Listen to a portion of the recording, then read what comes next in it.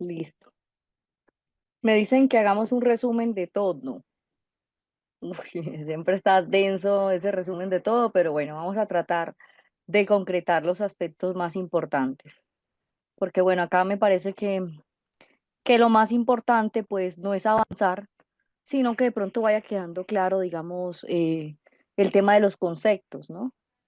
Porque cuando ya hablemos desde la intervención, en la parte, por ejemplo, empresarial, en la intervención social, comunitaria, pues ustedes también deberían de tener como claro esos conceptos. El día de hoy vamos a dar clases de 6:40 a 9 de la noche. Vamos a tener 2 horitas de clase, debido a que tuve un inconveniente, pero vamos a reponer la hora y media que nos queda faltando el día sábado.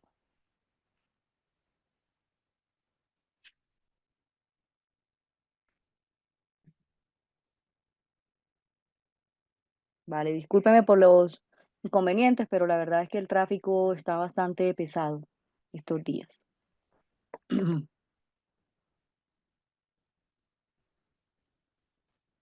Bueno, entonces nosotros iniciamos hablando de por qué se había presentado el consumo de drogas, ¿no? Que pues digamos que una de las razones principales desde la parte histórica es que el hombre pues siempre ha tratado como de experimentar las sustancias, ya sea a nivel medicinal o también recreativo, ¿no? Y antes cuando era, digamos, a nivel recreativo, pues también mirábamos que muchas veces se le daba como un significado con algo de lo religioso y pues por eso es que también pues se surgía como esa necesidad de consumo, ¿no?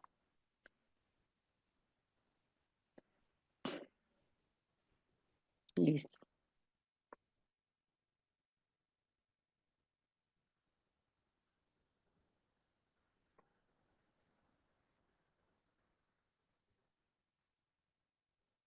Bueno, entonces pues decíamos que digamos que inicialmente pues también se utilizaba el consumo de sustancias, ya digamos desde la parte física, ya ustedes saben que pues hoy en día la medicina ha avanzado mucho, por ejemplo el caso de la morfina, que es un medicamento bastante potente y realmente creo yo que es un alivio para las personas que están pasando por un umbral del dolor alto, por una enfermedad como un cáncer ya de, digamos, a nivel terminal, que los dolores pues ya son significativamente fuertes, que no hay forma, digamos, de disminuir ese dolor, ¿no? Entonces, digamos que históricamente, pues también se utilizaba pues las plantas como ya en objetos medicinales, digamos que muchas de ellas también fueron fuentes de alimento, ¿no? Se utilizaban en la cacería, pues también el veneno, y los venenos pues los utilizaban también en las guerras, ¿no? Y digamos que muchas veces pues también el ser humano pues ya le atribuía ya digamos a otro tipo de sustancias, digamos como ese contacto o esa comunicación con la parte ya religiosa, con los dioses, ¿no?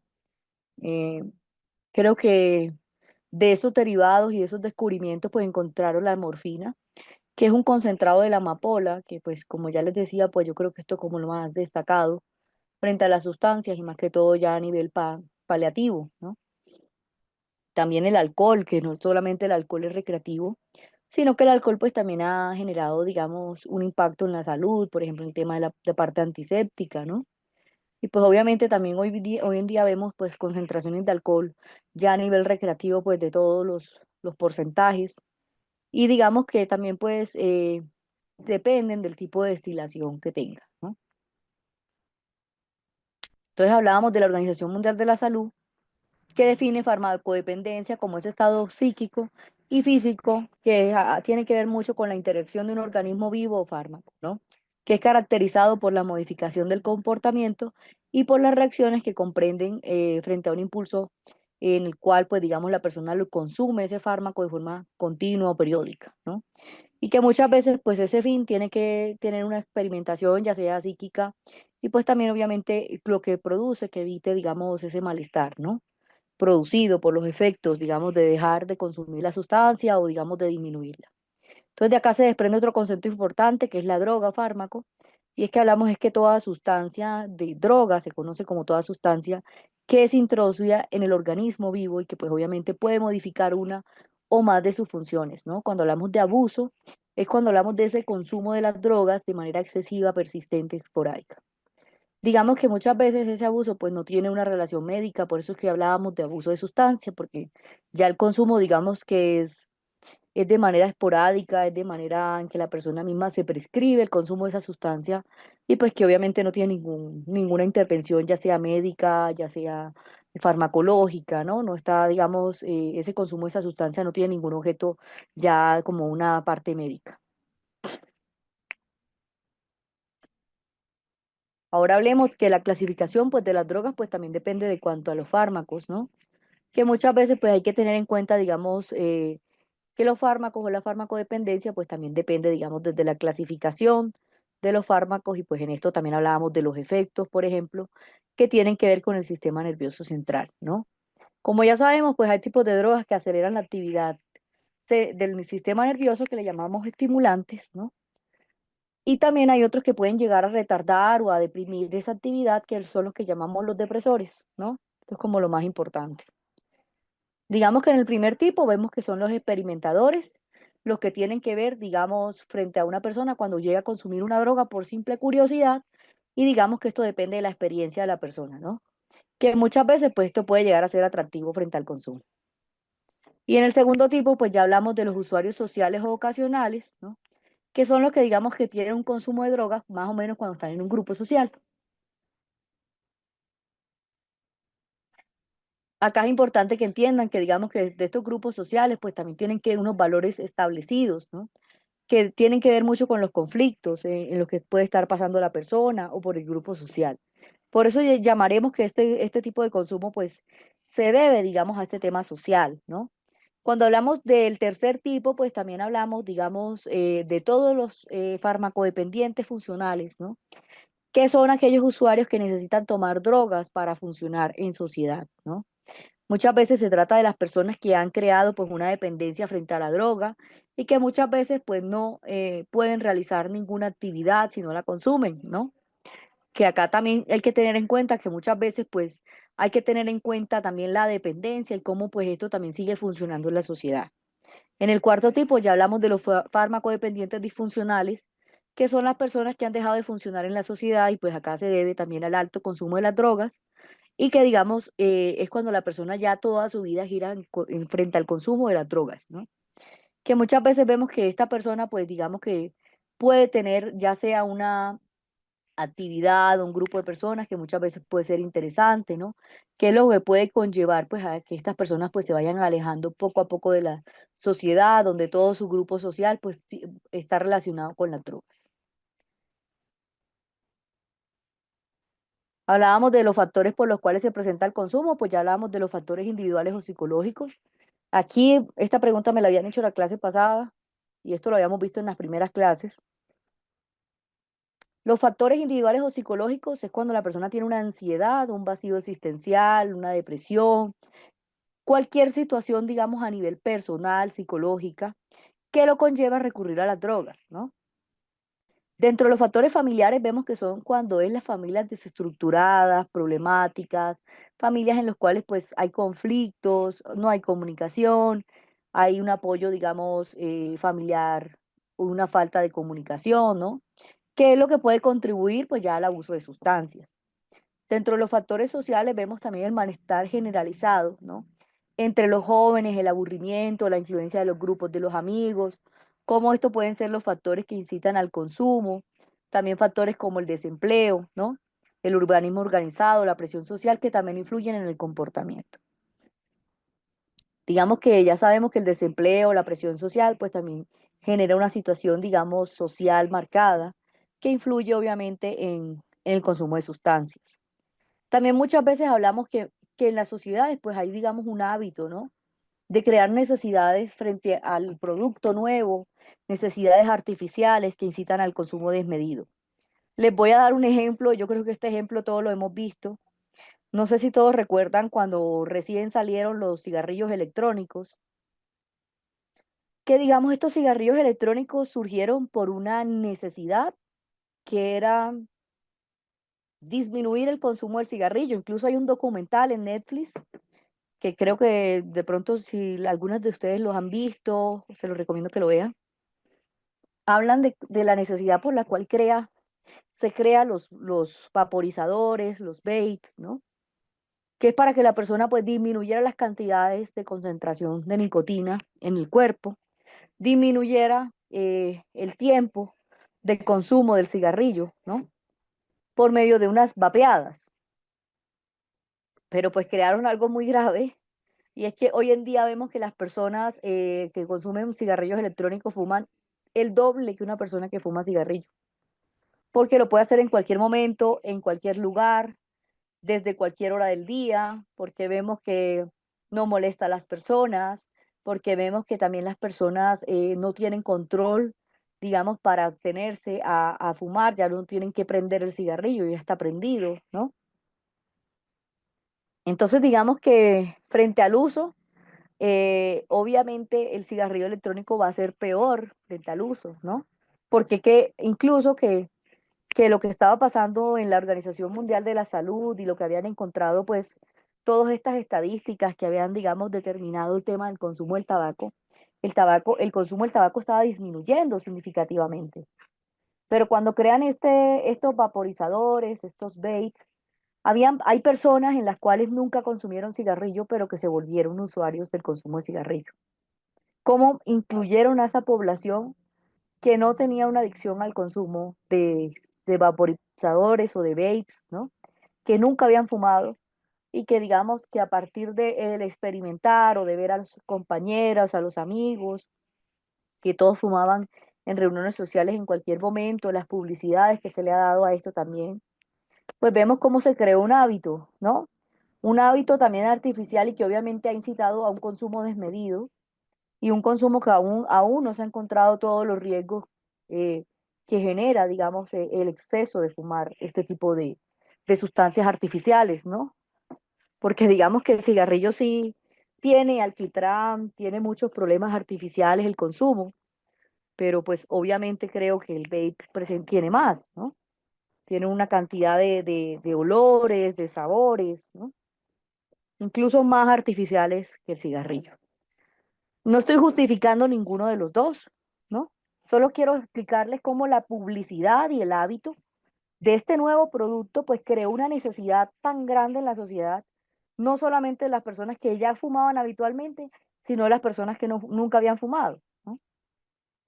Que ya el cigarrillo de por sí estaba bajando a nivel mundial la escala de consumo. Entonces, digamos que culturalmente pues también todo esto pues tienen, digamos, unos efectos, ¿no?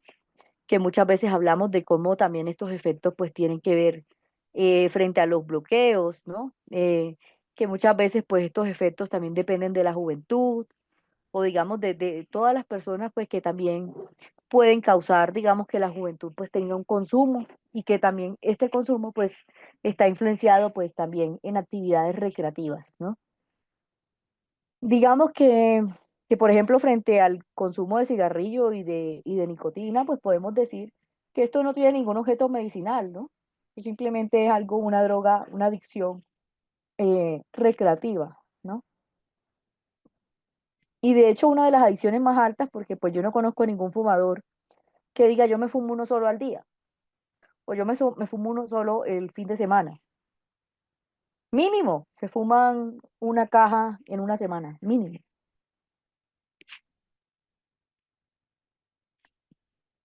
No hace más daño que la nicotina.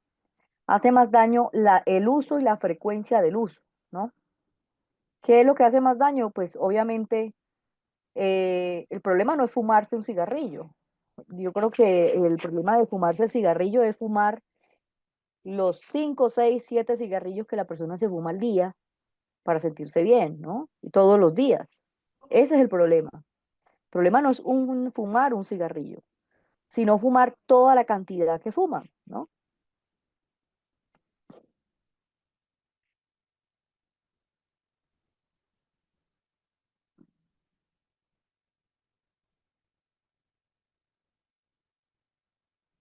Bueno, entonces según la Organización Mundial de la Salud, pues también definimos la adicción como una enfermedad física que tiene, digamos, ya una parte psicoemocional, que genera una dependencia, una necesidad hacia la sustancia, Digamos que acá la Organización Mundial de la Salud también habla de características que son los signos y los síntomas que involucran pues todo lo que se genera frente a la adicción, ¿no? La parte genética, biológica, psicológica. Entonces vamos a centrarnos, pues hay muchas adicciones, ¿no? Ya sabemos el juego, el sexo, el internet, la religión, la adicción química al alcohol, a la nicotina, a la cocaína, a la marihuana, ¿no? A los opios, los sedantes, las anfetaminas, el éxtasis y la heroína. Y pues estas son, pues digamos, como unas que estamos mencionando aquí, porque realmente si nos ponemos a hablar de todas las sustancias que existen, pues ya no solamente entraríamos a hablar de las recreativas, sino también, por ejemplo, el fentanilo, que es una droga médica, pero que ya hoy en día pues hay una adicción también muy alta al consumo de este fentanilo, que obviamente hace parte de los opioides, ¿no? Que también es depresor al sistema nervioso, es derivado de la morfina, que también es un analgésico pues de alto, digamos, de los efectos más altos y de los que genera mayor adicción. Entonces hablemos, digamos, características para identificar una adicción, pues obviamente es que cuando va aumentando esa adicción, aumenta frente al tiempo, ¿no? La pérdida que hablamos del control respecto al uso, el aumento del tiempo, la energía de la conducta adictiva, la dificultad que hay para el manejo, el deterioro, que muchas veces va incrementando esto en áreas de la vida y que obviamente tiene unas consecuencias negativas, ¿no? Más que todo en la práctica hablamos de que muchas veces es constante, que también se debe centrar frente a lo relacionado, ¿no? Frente a la adicción. Digamos que acá es importante que identifiquemos toda la realización, digamos, en la cual hay que tener en cuenta en el diagnóstico, ¿no? Cuando la persona ya el consumo, la adicción le genera un daño personal, un problema familiar a partir de la adicción, una continuidad de la conducta adictiva, ¿no? Y que una de las características, digamos, centrales frente a la adicción, pues vemos de esas distorsiones cognitivas y que una de ellas, pues es la negación, el autoengaño, la minimización o la justificación, digamos, de la conducta, ¿no?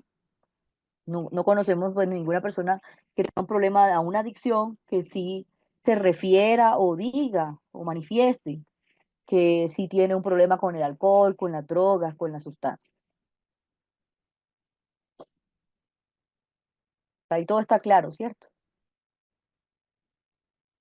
Entonces digamos que las creencias pues juegan una parte fundamental. Acá pues les muestro pues más o menos el diagnóstico según el DSM-5 y es que hablamos de adicción cuando hay un fuerte deseo o necesidad de consumir una sustancia, ¿no? Cuando hay dificultad para controlar el consumo, cuando hay síndrome de abstinencia al interrumpir o reducir el consumo, y cuando hay tolerancia o abandono progresivo de intereses ajenos al consumo, ¿no? Hablamos frente a la inversión de cada tiempo de las actividades relacionadas para obtener la sustancia y obviamente cuando persiste también ya el uso de esta sustancia, a pesar, digamos, de percibir de una forma pues los efectos por los cuales es perjudicial esa sustancia. Dentro de los niveles de la adicción, hablamos que uno de ellos pues es la experimentación, que es cuando la persona pues obviamente está guiada por la curiosidad, el uso, cuando ya hay consumo en los fines de semana y en las oportunidades casuales, ¿no? Pero digamos que acá no hay una presencia de un deterioro laboral, social o familiar, pero pues ya la persona ha presentado periodos o episodios de intoxicación. El consumidor, pues obviamente acá en el uso, pues solamente busca, digamos, un cambio de las sensaciones y muchas veces, pues aquí hablamos en cuanto a la droga, pues que lo que le genera dependencia, ¿no?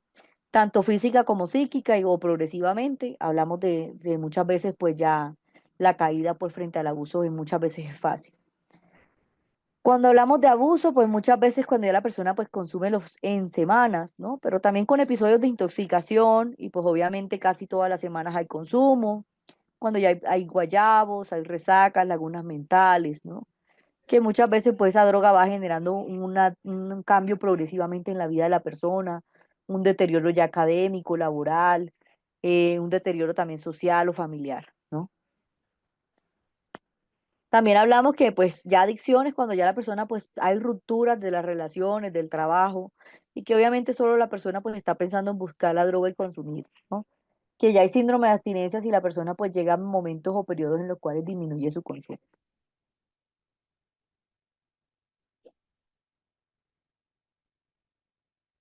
Bueno, hablemos también, digamos, del alcohol y género, pues se ha encontrado que obviamente en hombres es más alto el consumo que en las mujeres, ¿no? Eh, También, pues digamos lo que se estima de las poblaciones en las cuales hay consumo. Recuerden que estas tablas o estos, digamos que estas encuestas siempre van a estar desactualizadas, o sea, pero sí es importante que entendamos que hay personas que no beben o consumen moderadamente y pues esto me quiere decir que hay un consumo, ¿no? Lo que pasa es que no estamos determinando o identificando en cada persona, pues, qué tanto es ese consumo, ya si solamente es esporádico, si es una vez al año, si es una vez cada 5 meses, si es cada fin de semana, que ya sería, digamos, si es cada fin de semana, pues ya sería un consumo o digamos cuando decimos ese consumidor funcional, ¿no? Que consume cada fin de semana, que hay episodios de intoxicación. Digamos que siempre les voy a decir que estas tablas van a estar desactualizadas porque pues no hay como estas encuestas que se hagan periódicamente para identificar, digamos, qué tan alto es el consumo y porque también, digamos, que estas tienen que ver mucho con lo que identificamos como ese consumo del alcohol, pero del alcohol que se vende, ¿no? Que el alcohol legal. Entonces recuerden que hay muchos alcoholes que son artesanales, que no son legales y que las personas los consumen, ¿no? Digamos que hay licores que hay personas que no se puede determinar, digamos, que no tienen registro de INVIMA, que no tienen, digamos, ventas, ¿no? Entonces, digamos que estos alcoholes artesanales, pues no tenemos la manera de saber, primero, pues obviamente las condiciones en las que fue elaborado, que digamos que esto también depende porque hay unos que pues pueden hacer, digamos, mayor daño a la salud si, digamos, se hacen de manera artesanal, que los alcoholes pues que se producen, digamos, en fábricas, ¿no? Y pues obviamente que no se puede determinar ya, digamos, en cuanto al consumo, ¿no? ¿Qué tan grande o qué tan alto es? Porque pues no hay manera, digamos, de identificar.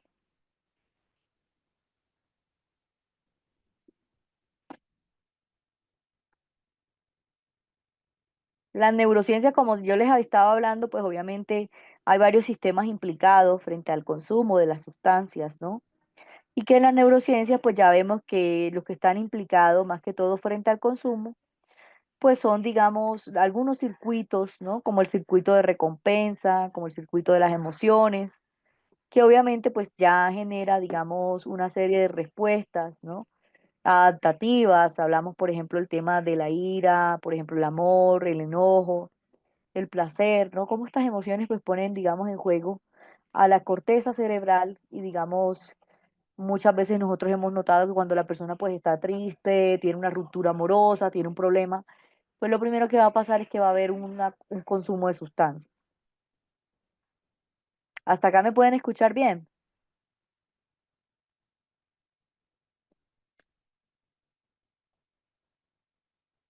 En el sistema de recompensa, pues es que les comentaba que es como que ese circuito en el cual, pues digamos, tiene que ver con las actividades agradables, ya comer, beber, las actividades sexuales, cómo esa persona pues siente esa sensación de bienestar cuando se libera un neurotransmisor que también está implicado en el sistema de recompensa. Y aquí hablábamos de la dopamina, ¿no? La dopamina, que es el neurotransmisor principal que tiene que ver frente a la recompensa en el cerebro. Hablamos que muchas veces pues la persona también se expone al consumo de sustancias por la liberación de este neurotransmisor y también la liberación de este transmisor, digamos, de manera excesiva, de manera crónica, de manera constante, pues también va a generar problemas a nivel del sistema nervioso central, porque el cuerpo también se va a adaptar a tener esas grandes cantidades de ese neurotransmisor que se está estimulando cada vez que hay un consumo. Y es lo que llamamos de adaptación cerebral, ¿no? Que pues obviamente genera una implicación y es que cuando muchas veces pues la persona digamos que le va a pedir el cuerpo, le va a pedir el cerebro a nivel, digamos, psicológico, volver a experimentar ese placer a esa sustancia, ¿no? Y que ese placer, pues también lo vemos que se experimenta también es, digamos, porque hay una adaptación. Uno, pues físicamente el cuerpo también pide a la sustancia, porque se ha adaptado a la sustancia, pero también se ha adaptado a sentir ese bienestar y ese placer. Y todo este tipo de adicción, pues obviamente tiene que ver más que todo desde lo biológico y desde lo parte, digamos, neuropsicológico, por así decirlo. Digamos que muchas veces, pues hay que, digamos, identificar.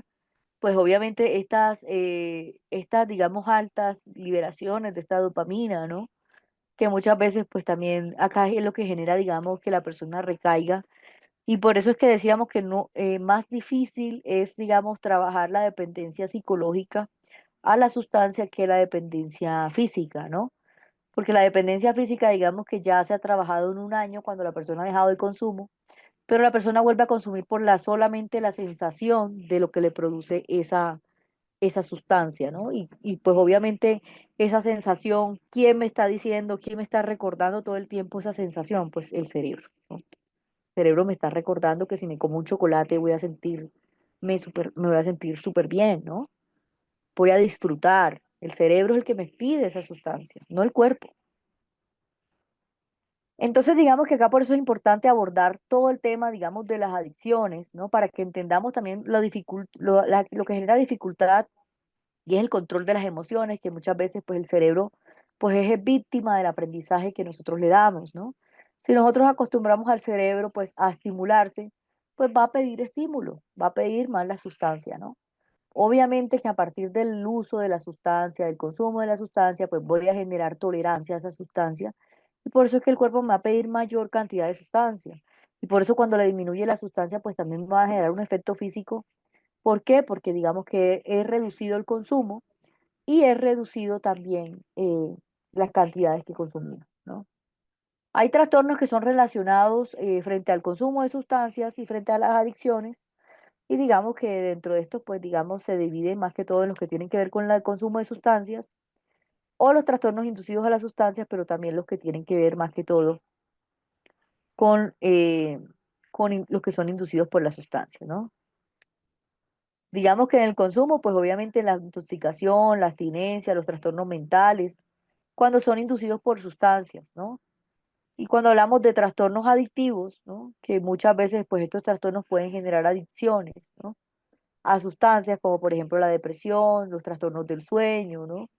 Que obviamente pues son trastornos que ya se generan, pues digamos por el hecho que la persona se está induciendo a las sustancias, pues va a tener problemas para conciliar el sueño, para tener disfunciones sexuales, ¿no? Que pues obviamente si no consumiera las sustancias, pues no los tendría. Digamos que dentro de los trastornos que son relacionados a las sustancias, a los trastornos adictivos, hablamos de lo que hablamos de las drogas, del alcohol, la cafeína, el cannabis, alucinógenos, ¿no? Los opiáceos, sedantes, todo lo que tiene que ver con la sustancia. Dentro de los principales cambios del DSM-5, pues ya vemos que divide en tres criterios: leve, moderado, severo, dependiendo pues obviamente de todos los criterios que tenga la persona, ¿no?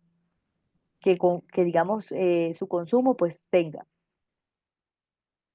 Habíamos hablado del craving, que es ese deseo compulsivo por la sustancia. Mm, estos eran los diagnósticos, ¿no? Pero no vamos a entrar ahí porque eso ya lo hemos leído, ya lo conocemos.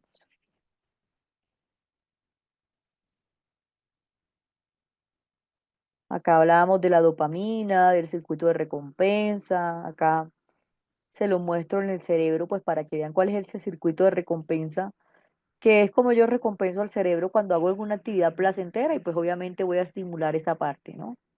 La corteza prefrontal, el núcleo accumbens y el área tegmental ventral. Todos esos tres hacen parte de ese circuito de recompensa.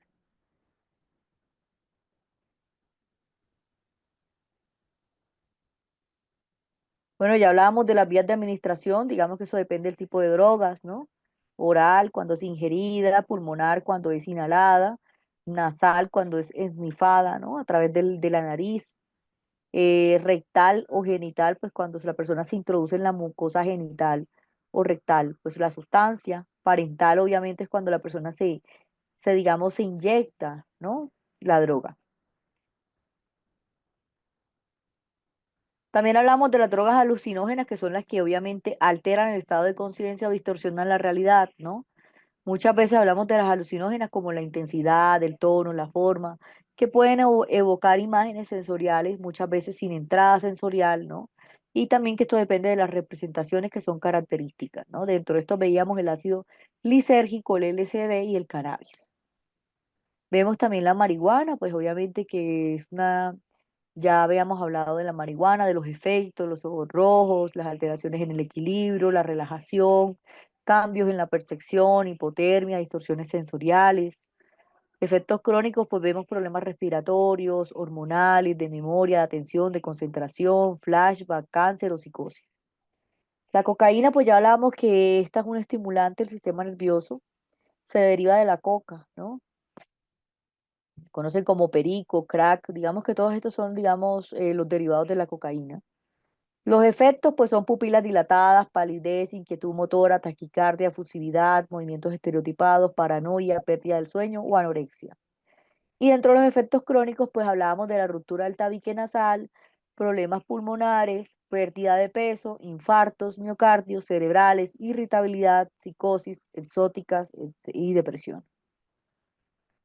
En la cocaína, pues ya hablábamos que digamos que puede ser oral, masticada, intranasal, intravenosa, fumada, pues a nivel pulmonar, como vemos que el crack pues se consume, digamos así. Hablábamos de la heroína, pues que es un polvo blanco, que digamos que la heroína, hay de muchos tipos de heroína, ¿no? Es conocida como un opioide y que digamos que es una de las que más se consume en los países anglosajones. Es una de las drogas que genera mayor letalidad frente a la muerte, ¿no? Y al nivel, digamos, de adicción, es de las más que le genera mayor adicción, ¿no? La heroína, pues ya vemos que mucha, como al ser depresora del sistema nervioso, pues la persona tiende a dormir y pues cuando se duerme, pues obviamente puede tener un paro respiratorio, ¿no? Al ser depresora, primero pues genera euforia y luego pues ya produce ese estado que deprime a la persona, entra en un profundo sueño, hay personas que pueden fallecer por vómitos, ¿no? Por la heroína o pueden fallecer por, paros respiratorios, paros cardíacos, ¿no? Dentro de la intoxicación, pues ya hablábamos que genera zumbido en los oídos, actividad sensorial exaltada, agitación psicomotora, mirada brillante, sed intensa, pulso, respiración, estados de conciencia alternantes entre la lucidez y el soporte de las convulsiones. Y en la parte de depresión, pues obviamente puede generar un coma profundo, que es lo que les decía, una miosis, ¿no? Que es cuando la pupila pues se reduce, midriasis cuando se amplía, miosis cuando se reduce, depresión respiratoria, que le hablamos, digamos, de muchas veces la persona puede llegar a tener problemas para respirar, puede tener colapsos, hipotermia, anuria, ¿no? Y puede tener problemas ya a nivel pulmonar. El síndrome de la abstinencia de la heroína, bostezo, ansiedad, sudoración, muchas veces la persona se le dilata la pupila, piloerección, ¿no? Temblores, flashes de calor o frío, dolores óseos, articulares, problemas de anorexia, agitación psicomotora, temblores, taquicardia. Hay personas que llegan a tener problemas musculares, fiebres, dolores intestinales, vómitos, diarreas. Bueno, las benzodiazepinas, pues también es una de las drogas que se medican más que todo en el nivel psiquiátrico para mejorar, digamos, aliviar la ansiedad, para aliviar, digamos, las personas que tienen problemas de epilepsia, como para reducir esa actividad motora, ¿no? Para también aliviar, digamos, la persona cuando tiene ansiedad, ataques de pánico. Digamos que por eso es recetada esta medicación, pero esta medicación genera una alta adicción, ¿no? Entonces, digamos que genera también actividad placentera y física y mental, ¿no? Y que muchas veces pues hablamos que la intoxicación por benzodiazepinas pues puede ser parecida pues al alcohol. Dentro de los efectos pues también hay otro tipo de drogas como el éxtasis, que pues también obviamente generan digamos a nivel mental euforia, sentimiento de intimidad, cercanía con otras personas, aumento de la autoestima, disminución de la autocrítica, insomnio. Y por eso que el éxtasis también digamos que esta droga se consume más que todo en entornos sociales, ¿no? Cuando las personas tienen dificultad para socializar, pues muchas veces pueden llegar a consumir pues este tipo de drogas para disminuir pues esa autocrítica, ¿no? Y pues aumentar, digamos, su seguridad en sí mismo. Cosa que digamos que se puede trabajar ya a nivel terapéutico, pues sin tener, digamos, la adicción pues a esta sustancia. Inhalantes, ya hablamos que son todos esos volátiles, como por ejemplo hablábamos de los pegamentos, los aerosoles, ¿no? Esto es, digamos, la intoxicación a esto es parecido a una embriaguez, más que todo síntomas como sensación de bienestar, habla confusa, visión borrosa, desorientación, torpeza, somnolencia. Y en la parte fisiológica, pues hablamos de la parte de los ojos, ¿no? Y en las vías respiratorias superiores, como lagrimeo, tos, gastritis, pérdida de apetito y dolores de cabeza. El popper, pues ya habíamos hablado que se sitúa, digamos, en el ámbito más que todo sexual, incrementa la libido, el bienestar, relajación de los esfínteres y que obviamente favorece pues la erección en los hombres y que llega a producir también cuadros alucinatorios, ¿no? El consumo de esta droga, pues realmente lo máximo que dura son 2 minutos, o sea, el efecto de la droga demora 2 minutos, de 2 a 3 minutos, depende de la persona. Como le genera como un subidón, pero pues no dura mucho tiempo esta respuesta en el organismo. Por eso es que muchas veces cuando estas drogas pues tienen efectos tan cortos como el caso de la cocaína, es donde digamos incrementa que la persona pues los continúe consumiendo, ¿no? Para continuarse estimulando. Puede dar dentro de los problemas que los efectos que da el popper pues es diarrea, vómito, náuseas, enrojecimiento en la piel, taquicardia, congestión en la cara o en el cuello, dolores de cabeza, debilidad o vértigo.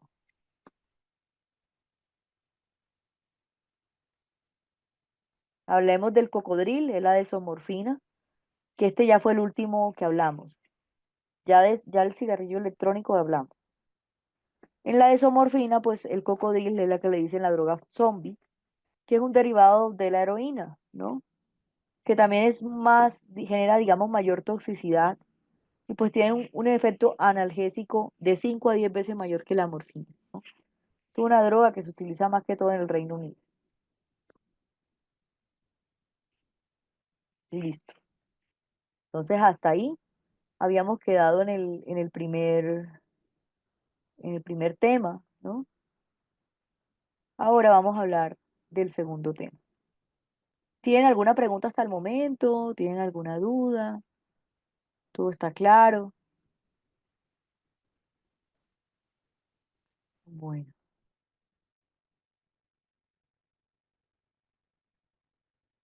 este otro tema veníamos hablando sobre los factores de riesgo. ¿Sí?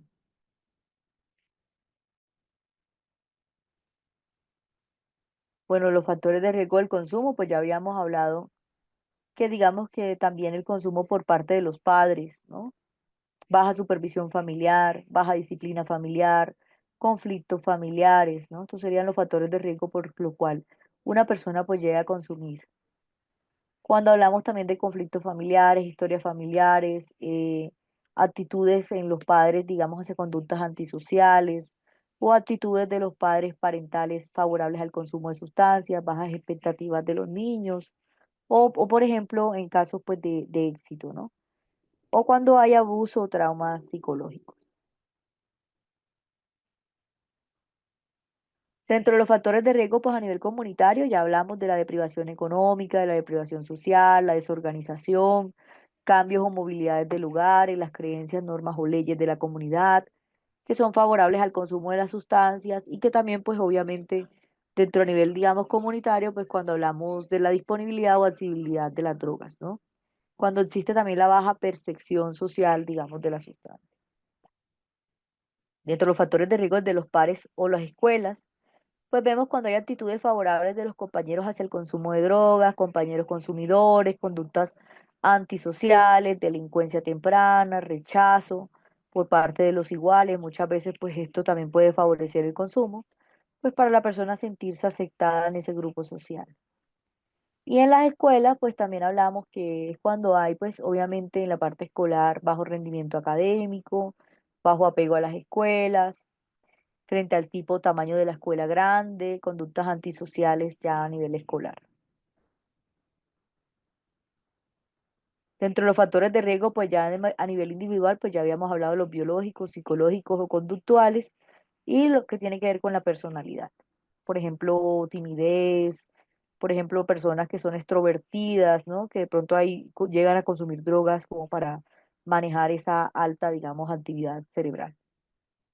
La hiperactividad también puede llegar a consumir sustancias. Dentro de los factores protectores familiares vemos también el apego familiar, las oportunidades para la implicación de la familia, creencias saludables y claros estándares de conducta, altas expectativas parentales, el sentido de crianza positivos y dinámicas familiares positivas. Dentro de los factores protectores también vemos cuando hay esas normas, ese apoyo positivo, oportunidades para participar como miembro activo de la comunidad, el descenso de la accesibilidad a la sustancia, las normas culturales que proporcionan obviamente altas expectativas para los jóvenes y pues cuando hay redes sociales o sistemas de apoyo dentro de esta comunidad. El azúcar puede crear adicciones, claro que sí, porque igual está estimulando, es lo que les decía, el azúcar está estimulando el neurotransmisor, la dopamina, ese placer que nos produce el dulce, ¿no? Y si nosotros estamos estimulándolo constantemente, pues obviamente va a haber una adicción. Pero pues no es nada comparable la adicción a una torta, a un azúcar, no es nada comparable frente a una sustancia, ¿no? Ya en la sustancia pues vemos que esa parte, digamos, neuropsicológica, neurocerebral, ya hay unos cambios ya a nivel del sistema nervioso, ¿no? Cómo cambia la persona el comportamiento y la conducta por ese consumo. Por ejemplo, el caso de la marihuana, el caso, digamos, de la cocaína. Digamos que aquí sí notamos a nivel cerebral cómo hay unos cambios ya de respuesta fisiológica, ¿no?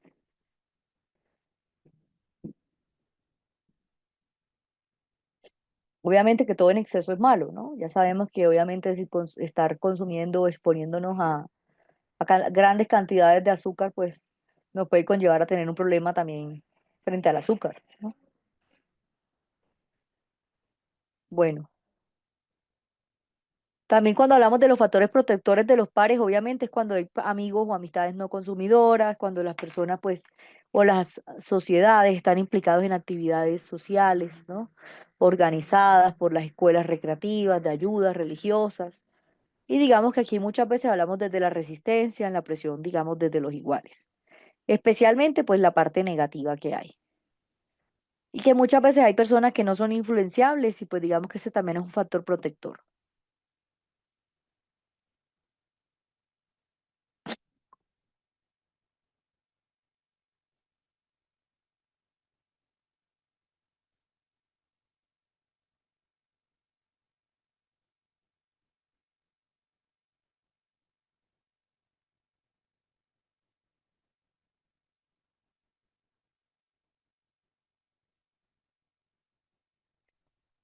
¿Alguna pregunta hasta el momento o alguna duda?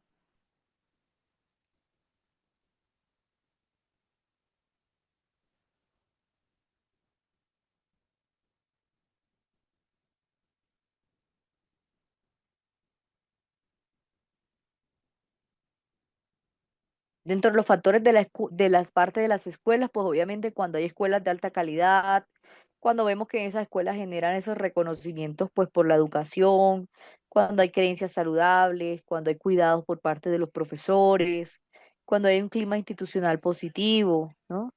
Pues aquí vemos que pues estas escuelas pues también pueden ser un factor protector.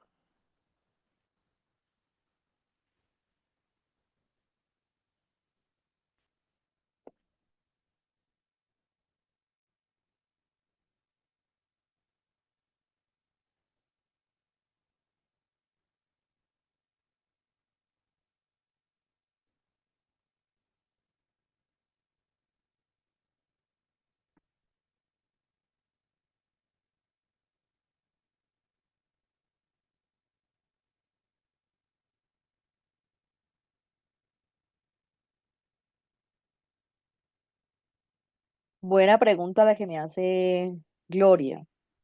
¿Qué recomiendo a nivel de las escuelas cuando se descubren consumiendo marihuana dentro de las instalaciones? Pues hablar con los padres, ¿no? Pues digamos que si vemos esto, pues hay que informar a los padres, porque pues obviamente si vemos que hay un consumo dentro de la escuela, pues acá estamos viendo que es un menor de edad, ¿no? Que no podemos, digamos, creer o dejarnos manipular por este menor.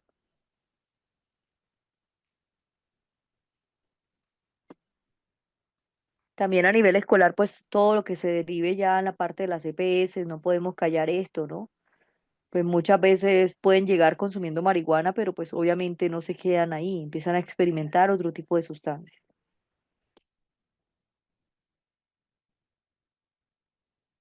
A nivel de los factores protectores individuales, pues también vemos el tema de la religiosidad, creencias de orden social, más que todo hay desarrollos pues de habilidades sociales, ¿no?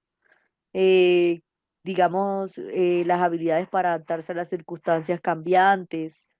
Ese es como, digamos, uno de los factores protectores personales. Orientación social positiva, poseer aspiraciones positivas, buen rendimiento académico, inteligencia y obviamente la resiliencia.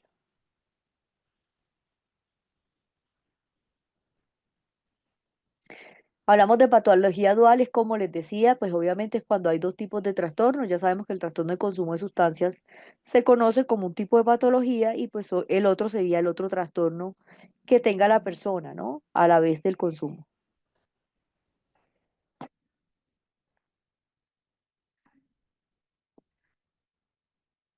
Bueno, entonces ya hablábamos de los modelos explicativos del consumo y hablamos del biológico, que es obviamente todo lo orgánico, lo denominado por la parte médica, lo psicológico, obviamente cuando hablamos de las teorías del aprendizaje, de eso de estimular pues a la parte cerebral, que obviamente es como nosotros en nuestro cerebro pues le generamos ese aprendizaje social, ¿no? Y pues hay varias escuelas que también hablan, y es la escuela conductista, el aprendizaje social, el modelo de adaptación. Dentro del modelo cognitivo, pues hablábamos, digamos, de los cuatro procesos cognitivos que se relacionan a las adicciones y hablábamos de uno de ellos es la autoeficacia, ¿no? Muchas veces la persona a nivel cognitivo, pues puede decir que no es capaz de dejar la droga, ¿no? Y se rinde pues a esa adicción. O hay personas que sienten como esa eficacia, esa autoeficacia de que sí son capaces de hacer.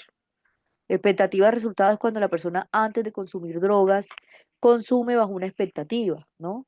Por ejemplo, si yo presiento que me voy a aburrir, que me voy a frustrar en tal reunión, pues obviamente voy a consumir pues para sentirme bien, ¿no? Atribución a la causalidad es cuando nosotros atribuimos a los factores externos, no a nosotros, a factores externos o internos. Y dentro de esos factores externos o internos hablábamos que muchas veces a nivel externo, pues digamos, mi ambiente social, mi barrio, mis amigos, ¿no? Y a nivel interno, pues sí es la fuerza que yo tengo, la falta de fuerza que tengo para no consumir, ¿no? La toma de decisiones obviamente es una de las consecuencias también de las adicciones y es porque de aquí se derivan, digamos, bastantes situaciones y una de ellas pues pueden parecer irrelevantes, pero que llevan a conducir a un consumo de sustancias, ¿no? O a recaídas.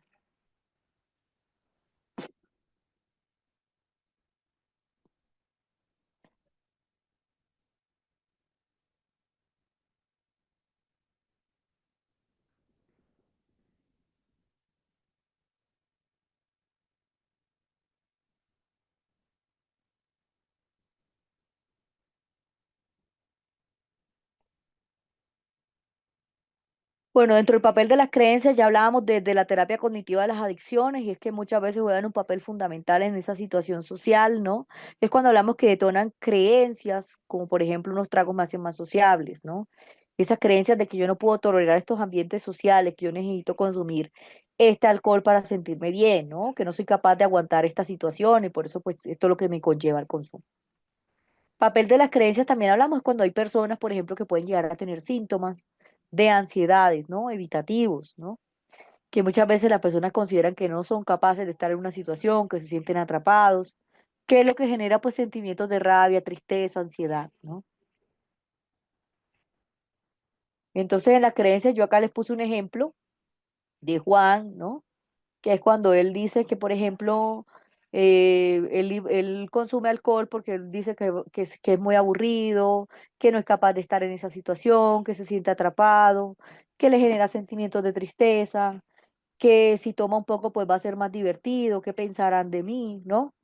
Y digamos que todos estos pensamientos pues llevan a algo, un deseo de tomar licor. Entonces la creencia obviamente pues lo que yo creo de mí, que soy aburrido, que me siento atrapado, mis emociones, tristeza, rabia, ansiedad, ¿no? Esto me conlleva una creencia adictiva y es si me tomo algo, pues voy a ser más sociable y voy a salir de esta situación, ¿no? Y obviamente la conducta ya adictiva, que es cuando ya hablamos, que es que cuando me conduce pues al consumo de licor. La segunda De las creencias, pues hablamos de las situaciones, ¿no? Creencias anticipatorias o craving. Craving es ese deseo de consumir. Creencias permisivas, que es como me permito pues tomarme unos traguitos para ser más sociable. Y pues el plan de acción, conseguir la droga o consumir la droga, ¿no?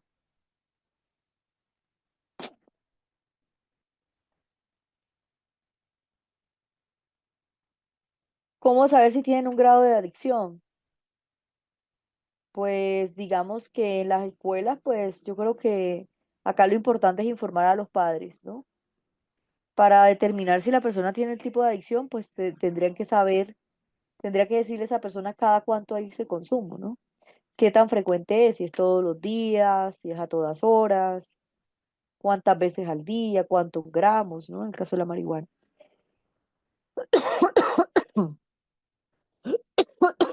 ¿Alguna pregunta?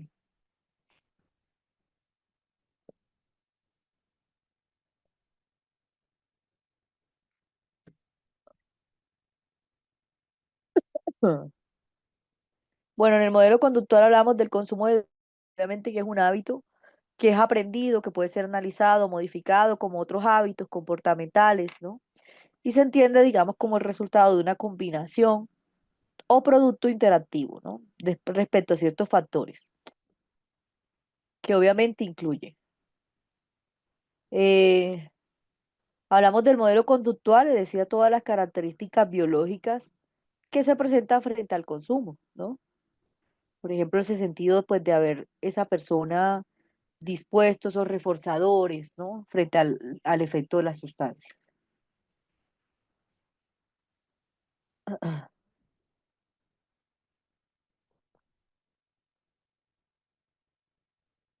También dentro del modelo conductual hablamos de ese estado motivacional que está determinado, por ejemplo, en las condiciones de privación social. Por ejemplo, esas condiciones contextuales, generales, ¿no? Específicas, determinadas, de ambientes sociales. Y las consecuencias fisiológicas o sociales derivadas de la autoadministración de la sustancia. Muchas veces esos reforzadores pues son los positivos, esos de que inician el consumo o los negativos a largo plazo.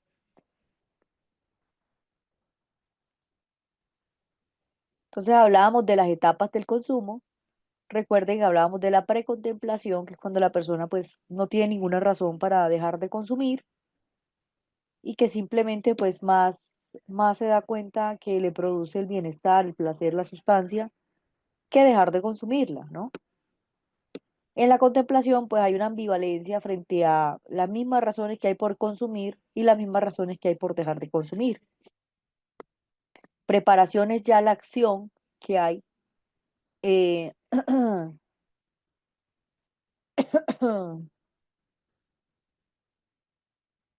Preparación o precontemplación, pues se le dice como, digamos, a ese tratamiento, ¿no? Por lo cual la persona pues se muestra a la defensiva, pues hacia el cambio. Y pues acá es importante manejar la resistencia del paciente.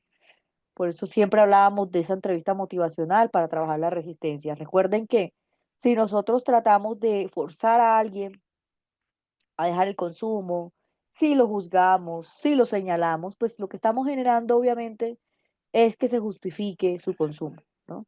No que lo deje de consumir. En la contemplación, pues también hablamos de todo lo que tiene que ver con la conducta adictiva, y es que muchas veces, pues la persona ya analiza a nivel cognitivo o afectivo, ¿no? Como ese feedback que hay frente al consumo y como la posibilidad, pues, por la cual debe dejar de consumir. ¿Cómo es que se equilibran las consecuencias positivas o negativas del consumo? Y cómo se mantiene, pues, esa ambivalencia o ese balance.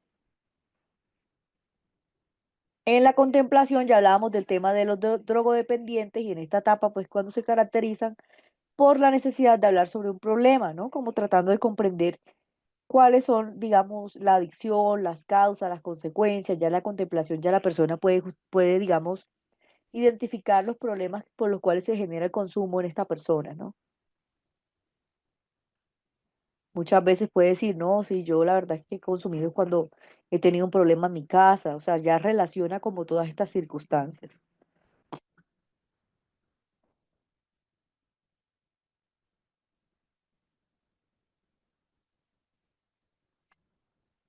En la preparación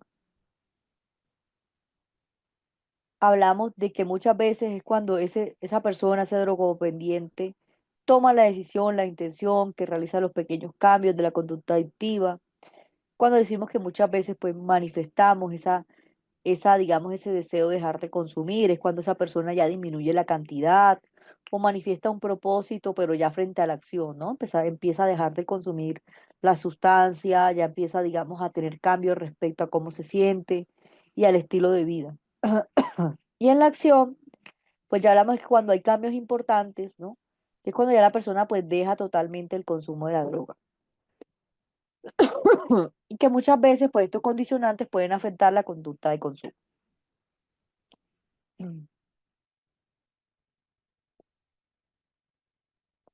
En la acción vemos también la abstinencia, que es una situación por la cual se presenta el consumo.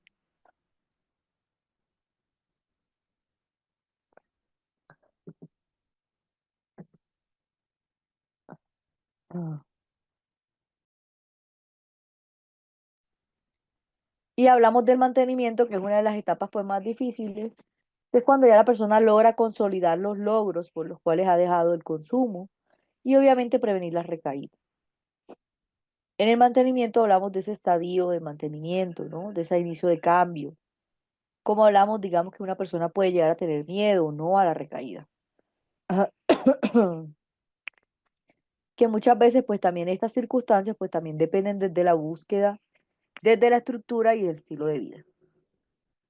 Muchas veces la persona ya empieza a tener problemas ya en el mantenimiento de pensamientos, de consumo, a exponerse a situaciones, ¿no? Y obviamente pues empieza, digamos, a confiarse pues ya del hecho de que ha dejado de consumir.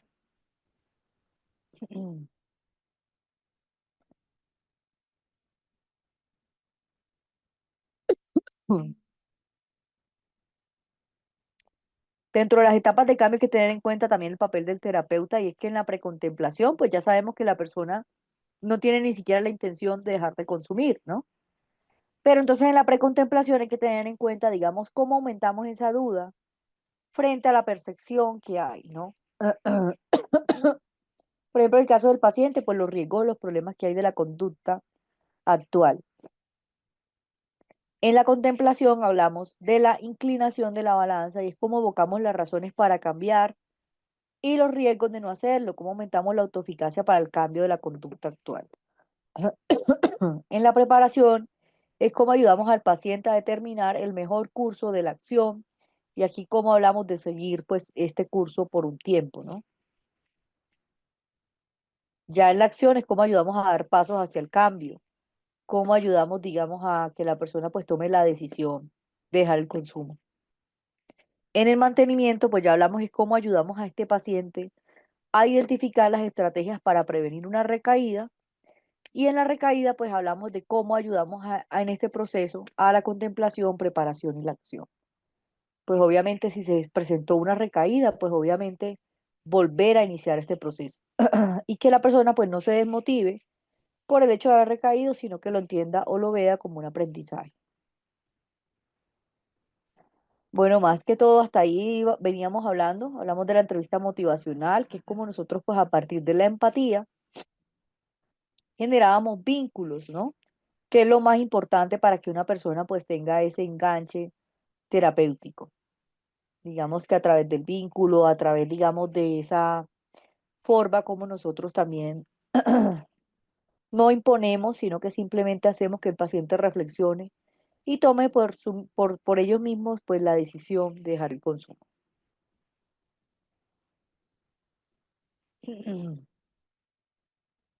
En la entrevista motivacional, uno de los primeros principios es la empatía. Es cuando hablábamos de que es considerada, digamos, frente al éxito del tratamiento del consumo de sustancias. Y hablamos de esa capacidad de la aceptación, ¿no? También hablamos de la habilidad de la escucha reflexiva y hablábamos que muchas veces es esencial para la comprensión de los sentimientos del consultante y el manejo también.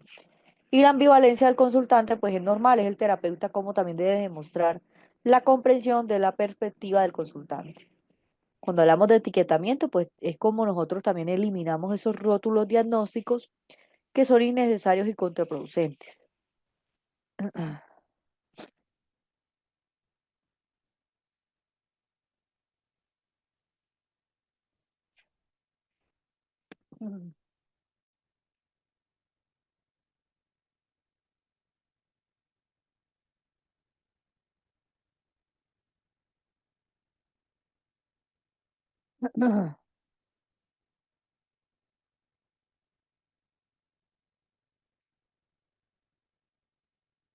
Evitar la discrepancia, pues aquí hablamos que obviamente es como aclaramos las metas con el consultante que se requieren frente al objeto terapéutico, cómo exploramos las consecuencias del comportamiento actual del consultante y cómo obviamente creamos o ampliamos la discrepancia o la inconsistencia también de la conducta actual y lo que aspiramos, ¿no?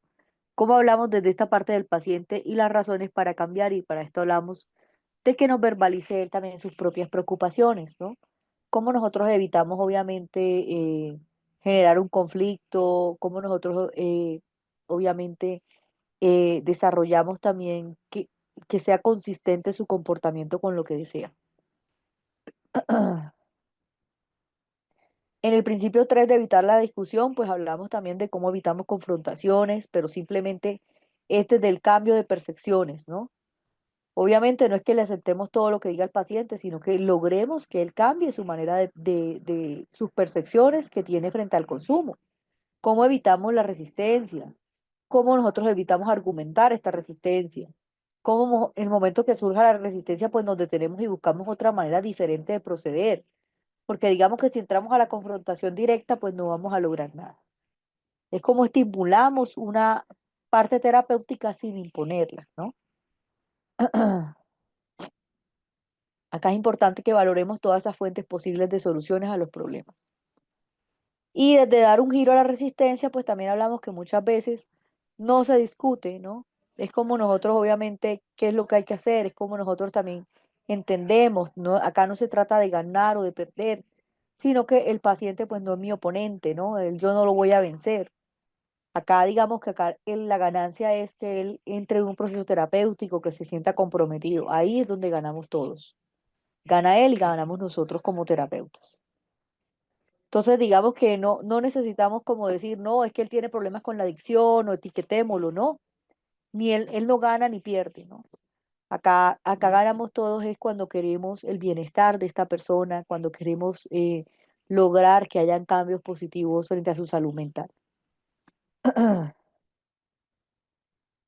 Y que digamos que lo que le podamos ayudar nosotros como terapeutas, como profesionales, es como toma lo que necesitas, ¿no? Para mejorar tu estilo de vida, para cambiar. Y poco a poco pues vamos modificando nosotros también. No todos los pacientes pues tienen la misma forma de trabajar, ¿no? Apoyar desde la autoeficacia es como nosotros creamos en la habilidad que tiene esa persona para, digamos, ser ese motivador importante, ¿no? Para autoeficarse, para tener esa autoeficacia cuando presenta algún pensamiento que lo desmotive. Cómo a esa persona le damos esa responsabilidad de elegir y obviamente llevar ese cambio personal. Mm.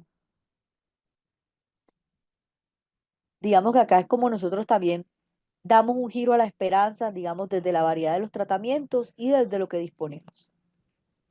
Y cuando hablamos desde la entrevista motivacional, en la primera sesión, pues es cuando hablamos, digamos, que es crucial, ¿no? Establecer tanto el tono de las expectativas como la terapia. Cómo hablamos, digamos, los terapeutas desde la primera sesión, es la influencia que tenemos sobre la resistencia del paciente para que logre quedarse a largo plazo, ¿no? Cómo nosotros podemos adoptar este enfoque más adecuado, ya hablamos desde ese principio, para evitar caer en las trampas, que es lo que hablábamos de las trampas terapéuticas. Bueno, vamos a tomarnos un receso y volvemos a las 8:15. Recuerden que el día de hoy las clases va a ser hasta las 9. Si tienen alguna otra pregunta sobre el resumen que hemos hecho, alguna aclaración, quieren que les aclare algo más, me pueden hacer la pregunta y pues tomamos este espacio para aclarar estas duditas. Bueno, vamos a continuar con la clase.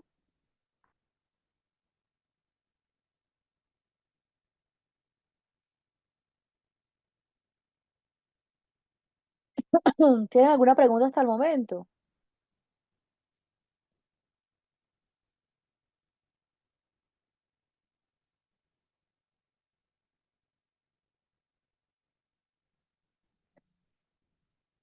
Bueno, entonces estábamos hablando de las trampas de la terapia.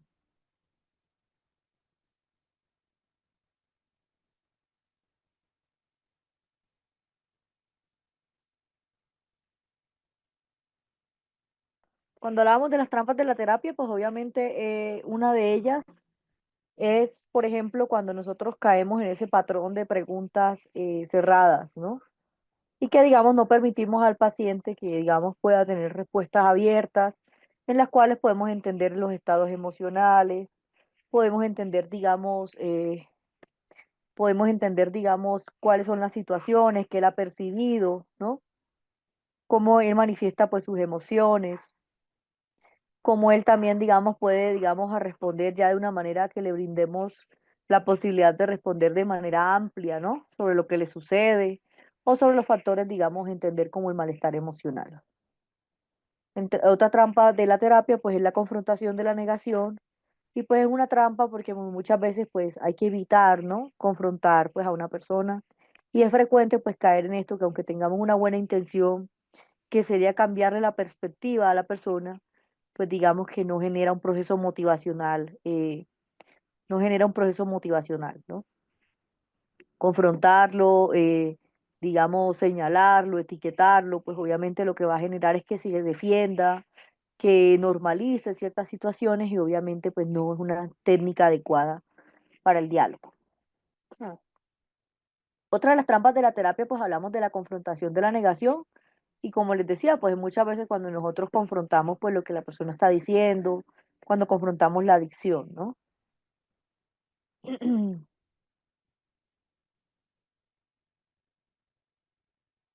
Ahora, dentro de las trampas de la terapia, pues otra de ellas es la trampa del experto.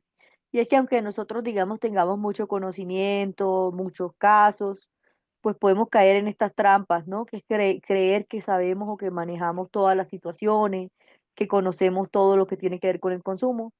Y pues obviamente no le brindamos a esta persona, a este paciente, pues no le brindamos, digamos, la oportunidad de hablar o de comentar qué es lo que siente él, ¿no? ¿Qué es lo que él percibe? De analizar también desde su propia resistencia, todo por lo cual pues se genera esa resistencia. Y pues muchas veces pues esa resistencia obviamente lo que va a posibilitar es una ambivalencia también frente al proceso terapéutico. Otra trampa de la terapia es el etiquetaje y es que muchas veces pues llegamos a etiquetar a las personas como que tienen un problema, una enfermedad, ¿no? En el caso del alcohol, como alcohólico, drogadicto. Y pues es una trampa realmente, porque digamos que esa etiqueta realmente de decirle que tiene un problema, una adicción, pues no va a generar ningún cambio real frente a la parte terapéutica. Otra trampa que hablábamos es la trampa de prematura, ¿no? Que es cuando nosotros pues llegamos, es cuando el terapeuta pues trata de evitar discusiones o etiquetas, ¿no? Y digamos que muchas veces puede surgir también la resistencia del paciente y el terapeuta, ¿no? Que muchas veces desean centrarse en temas diferentes. Y pues acá hablamos de ese tratamiento psicológico de las adicciones, por ejemplo, no es extraño pues que el terapeuta muchas veces se quiera centrar rápidamente en los problemas, ¿no? Que tiene con el paciente. Por ejemplo, muchas veces se quiere centrar en el problema que tiene con el paciente, que es el alcohol, la droga, pero que digamos que deja, digamos, de lado realmente la situación de manera prematura, ¿no? Porque digamos que el factor real puede ser el problema, puede ser las emociones, puede ser una depresión, ¿no? Y que digamos que no solamente es que nosotros analicemos el problema que hay frente a las drogas o frente al consumo, sino el problema, digamos, más allá, que es en el cual pues la persona pues está también presentando eh, un problema de pronto emocional, una ansiedad, una tristeza, una depresión.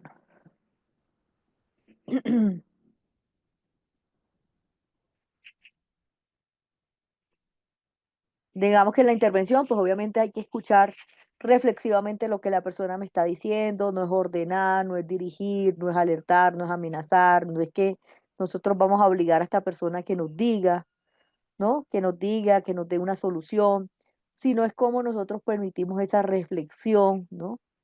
De lo que hablamos con la persona, que tenga su espacio, que tenga su confianza para hablar sobre lo que le sucede, ¿no?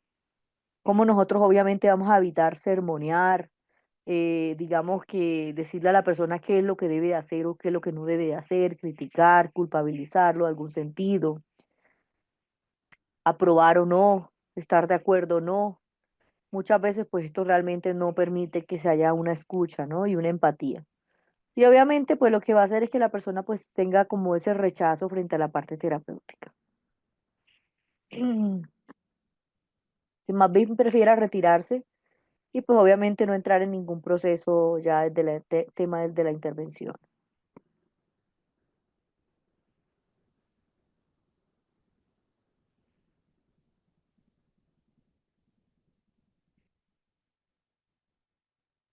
En la intervención lo que se te requiere es afirmar, reforzar, ¿no?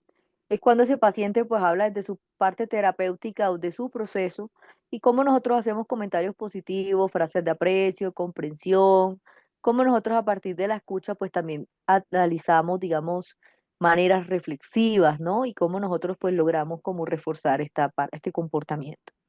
También resumir, pues obviamente es otra estrategia en la cual nosotros brindamos en la entrevista, ¿no? Motivacional, por ejemplo, resumir lo que la persona me ha dicho, cómo yo también logro identificar, pues lo que la persona me está comentando, cómo hablo desde la provocación, digamos, de la afirmación o lo que dice el paciente, pues cómo es aconsejable, digamos, decirle, bueno, yo entiendo lo que me estás diciendo hasta el momento, lo que me estás queriendo decir es esto y esto, ¿no? ¿Cómo yo logro resumir? Pues eso también le va a decir a este paciente que yo me encuentro atenta y que estoy, que tengo mi atención centrada, pues, en lo que me está diciendo.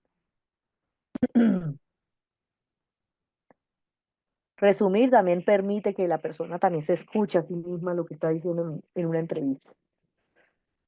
Como muchas veces resumimos todo lo que la persona le ha comentado y como obviamente pues reafirmamos también la parte que puede generarle motivación al paciente, ¿no? Afirmamos los problemas o resumimos los problemas que también la persona me está manifestando, que presenta cuando hay un consumo de una sustancia. Cuando hablamos de provocar afirmaciones automotivadoras, hablamos de las estrategias, ¿no?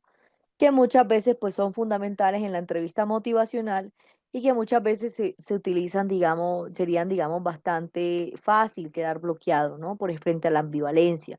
Acá el objetivo pues es que el paciente hable sobre los comentarios exactamente opuestos a esto, que muchas veces hablamos de la entrevista motivacional, es que el paciente pues también presente las razones para cambiar, ¿no?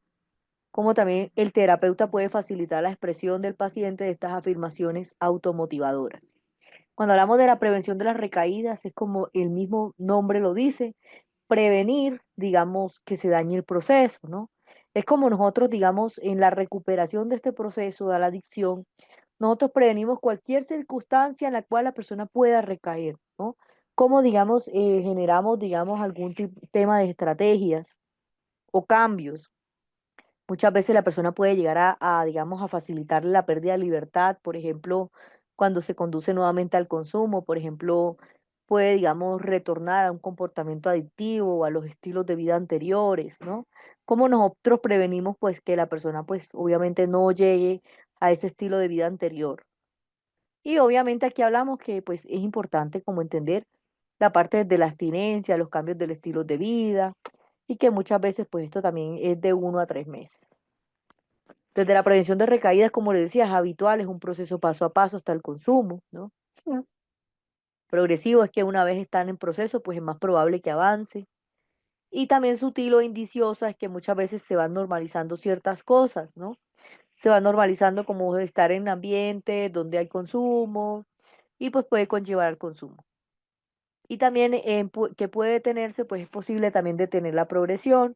Irreversible, pues es que una vez pues se para, pues puede volver a retomar la recuperación, ¿no?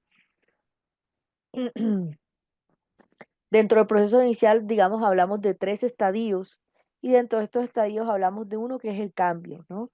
Frente a los acontecimientos vitales positivos o negativos.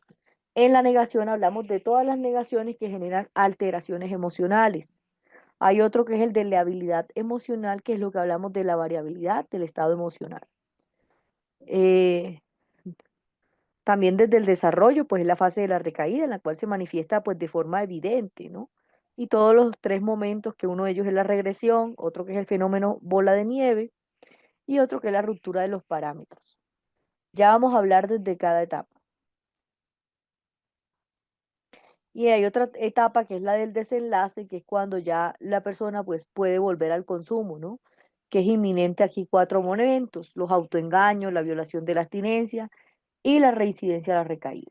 Entonces, cuando hablamos de la etapa en la cual se presenta, digamos, estos fenómenos, como por ejemplo la regresión, es cuando la persona pues empieza a tener comportamientos, digamos, va, digamos, hacia atrás frente a lo que ya llevaba en su progreso, ¿no? Regresiones que, digamos, digamos, cuando iba mejorando, pues va disminuyendo. Otro fenómeno es la bola de nieve, y es cuando se va incrementando, obviamente, la situación, digamos, en la cual la persona pues ya va a recaer, ¿no? Digamos que en la regresión, pues es cuando una persona pues había dejado el consumo o había reducido el consumo, pero digamos que vuelve a los comportamientos adictivos previos, ¿no?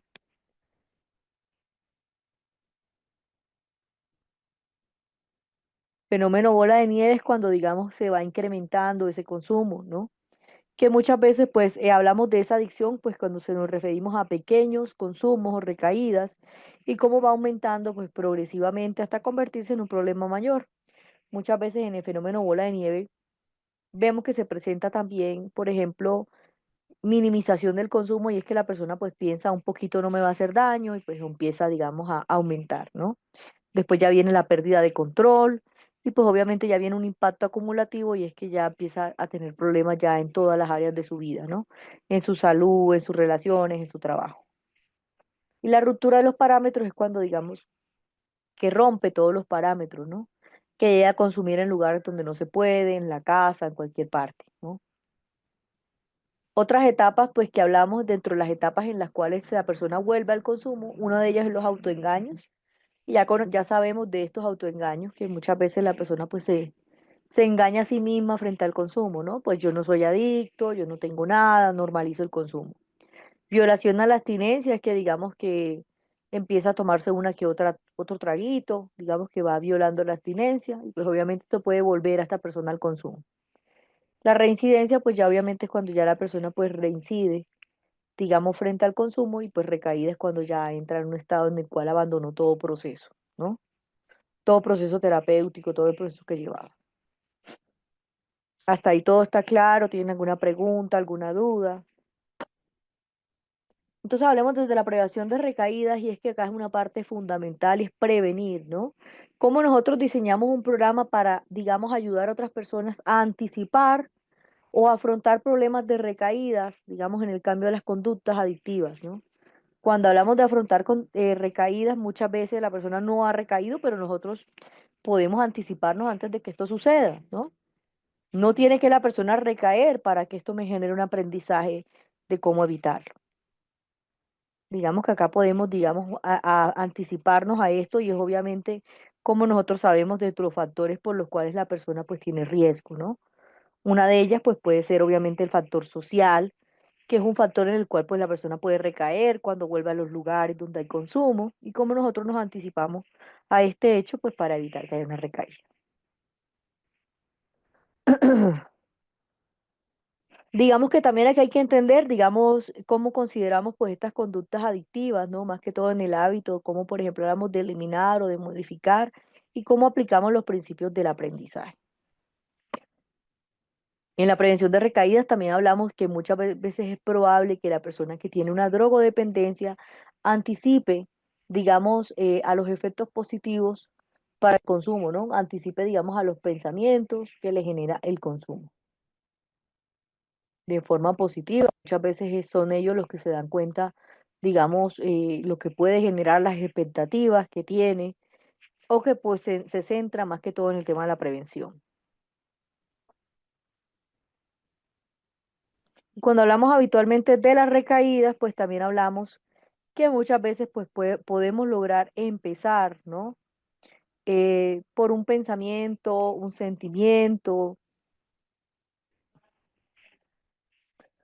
una conducta. Muchas veces llegan pensamientos o situaciones en las cuales la persona pues también puede llegar a empezarse a materializar, ¿no? Poco a poco, primero inicia un pensamiento, pero luego ya van cambiando, ¿no? La forma como la persona va teniendo cambios o deslices, ¿no? Ya hasta conllevarlo a una recaída completa.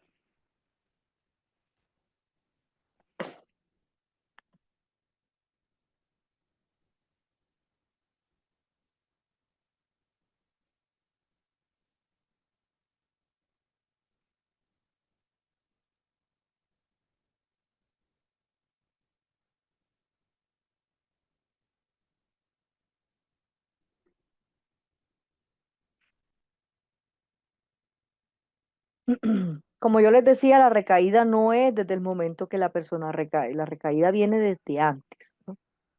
Eh, la recaída viene desde el momento cuando la persona ya tiene cambios en su pensamiento, en sus expectativas, empieza a cambiar las creencias.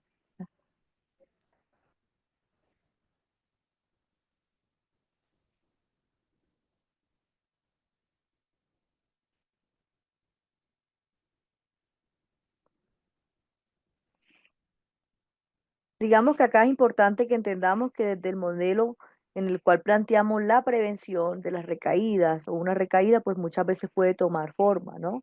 Como una decisión aparentemente irrelevante. Como les decía, muchas veces son decisiones como por ejemplo puede ser irrelevante acompañar a los compañeros de trabajo digamos, a la fiesta de fin de año, ¿no? Puede ser irrelevante ir, pero es una situación que puede derivarse en un consumo porque ya sabemos que probablemente va a haber consumo, ¿no? Y que pues esto va a propiciar pues obviamente que haya un desliz o una recaída. Cuando hablábamos de desliz no necesariamente es recaída, muchas veces desliz cuando la persona puede detenerse a tiempo, pero que ya pronto pudo haber tenido un trago que se tomó y de pronto cayó en cuenta y paró, ¿no? A esto le llamamos desliz. No necesariamente un trago es que ya la persona recayó en consumo. Cuando un sujeto pues entra en una situación de alto riesgo, ¿no? Acá muchas veces tienen unos márgenes en los cuales pues tiene que también entender o corregir, ¿no? Y cómo adoptamos esta respuesta frente al afrontamiento de forma adecuada, ¿no? ¿Cómo le ayudamos a esta persona a salir de esta situación de alto riesgo? Y pues si esto ocurre, pues cómo ese sujeto va a notarse sentido, ¿no? Desde la autoeficacia, cómo va a reforzar el tratamiento de lo que está llevándose a cabo. Condiciones para prevenir las recaídas, pues digamos que estar en el proceso de cambio, creer que es posible recaer, ¿no? Digamos que estas son las condiciones para prevenir una recaída, es que nunca debe la persona, digamos, dar por sentado que ya no va a recaer, ¿no? Siempre es posible, digamos, que pueda recaer. También creer que es posible prevenirlo, cómo yo me anticipo a lo que suceda, ¿no? Cómo yo también tengo ese autocontrol o esa autoeficacia, pues para anticiparme antes de que me pase algo o antes de consumir, pues anticiparme pues a la posible recaída. Y obviamente trazar parámetros, como que hay cosas que no se pueden, ¿no? Por ejemplo, yo no voy a consumir en semana, yo no voy a consumir bajo ciertos días, ¿no? Estos parámetros me ayudan como a establecer estos límites. Y que es importante pues estar dispuesto, ¿no? Frente a las estrategias, por ejemplo, eh, a poner, digamos, en práctica todas las estrategias que ya llevamos a cabo. También digamos que hay que poner, digamos, estar dispuesto pues a pagar el precio de lo que conlleva la recuperación y pues ya sabemos que puede conllevar, digamos, a que cortemos ciertas amistades, cortemos ciertos círculos sociales, ¿no? Y yo les digo que esto no es algo fácil, ¿no? Son cambios de hábitos, cambios de vida, que obviamente no se generan de la noche a la mañana, que va en la construcción que tiene la persona, pues de que, digamos, cuando está en un programa de dejar el consumo de una sustancia, no es por un mes, no es por 2 meses, no es por un año, es un cambio de vida, ¿no? Es un cambio de dejar la adicción a esa sustancia para toda su vida y es que esto es lo que tienen que tener claro, ¿no? Que va a haber una lucha constante, pues obviamente para siempre como tener esa abstinencia de dejarlo para toda la vida.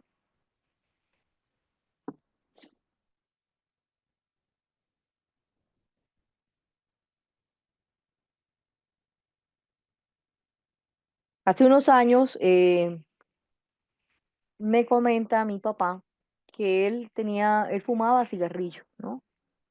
Y que él fumaba demasiado de una forma descontrolada, pero que llegó un momento en que él va donde un médico y este médico le informa de los riesgos que había y le muestra cómo se veía un pulmón de un fumador, ¿no? Y mi papá ve ese pulmón negro, oscuro, ¿no? Y al ver eso, él dice, uy, el daño que me estoy haciendo, ¿no? Además de eso, pues mi mamá queda en embarazo y él toma la decisión de dejar el consumo del cigarrillo por el embarazo de mi mamá. Entonces, digamos que en este caso, esta persona ha dejado el consumo porque pudo observar los riesgos que había y digamos que tomó la decisión radical de nunca volver al consumo y eso que tenía un problema al cigarrillo, digamos, bastante alto, ¿no? Una adicción altísima. Fíjate. Entonces, cuando pudo analizar los riesgos que implicaba fumar constantemente, esos riesgos que se minimiza el consumidor, que minimiza la persona cuando consume una sustancia, cuando fuma, lo minimiza porque no lo ve, ¿no? No ve, digamos, el riesgo o el deterioro de los órganos. Pero digamos que ya al poderlos visualizar, pues sí prendió como todas las alertas, ¿no?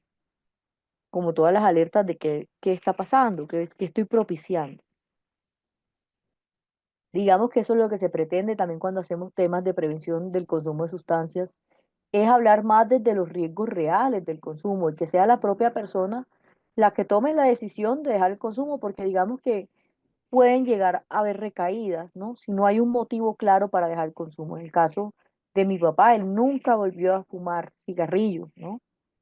Jamás volvió a fumar cigarrillos desde que él tomó la decisión de dejarlo. Y buscó todas las estrategias para dejarlo, hacía deporte, para manejar la ansiedad, ¿no?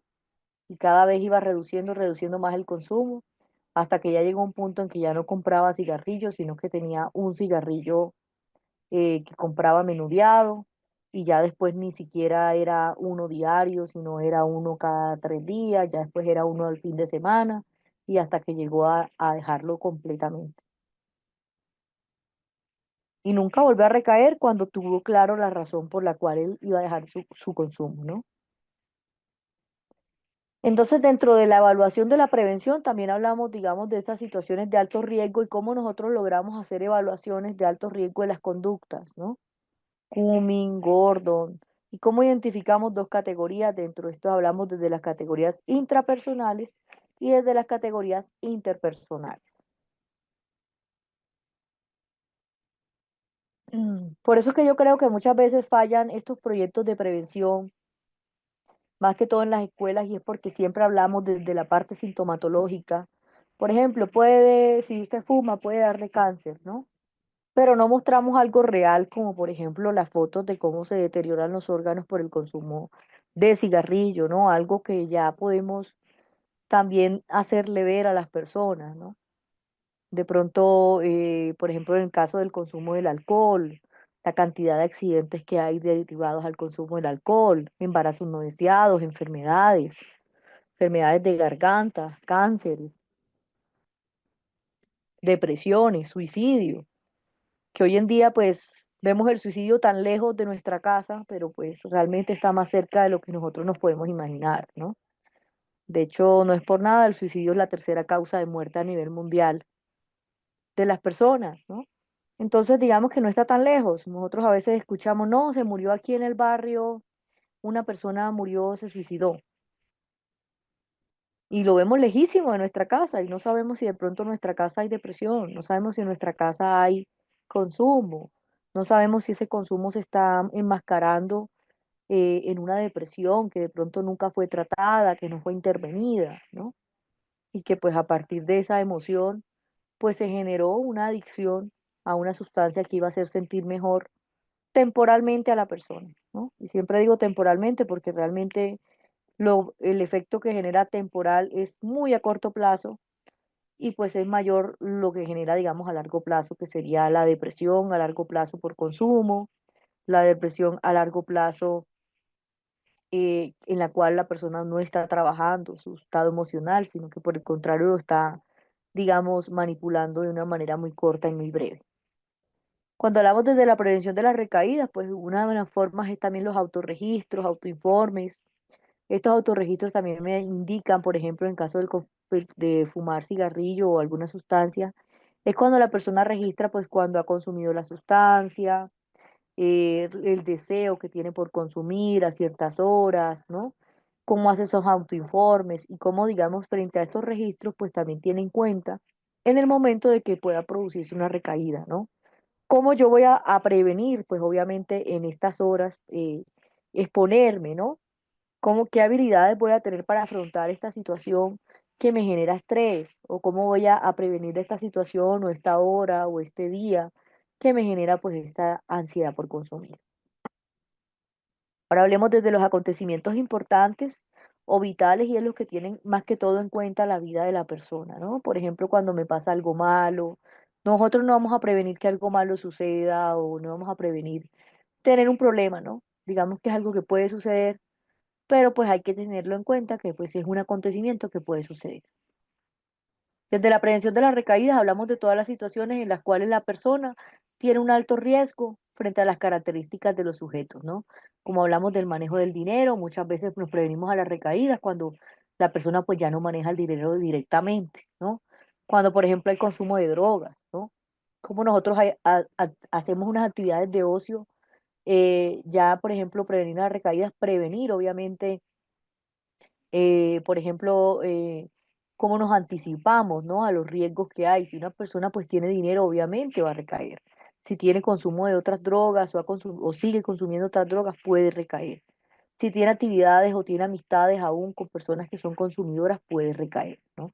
Y si tiene celebraciones, fiestas, bailes, un evento social, pues puede recaer, ¿no? Prevenir recaídas es precisamente evitar que estas situaciones de alto riesgo pues se presenten, ¿no? Evitar que tenga un manejo del dinero, ¿no? Muy alto. Tiene que dejar el consumo de todas las sustancias. Tiene que cortar con ciertas amistades y grupos sociales en los cuales pues obviamente se presenta un consumo y obviamente dejar de asistir a homenajes o a este tipo de eventos. Dentro de las señales de aviso de los factores de riesgo, pues hablamos uno de ellos de las pautas de pensamiento, las actitudes de las recaídas y hablamos de las actitudes negativas, ¿no?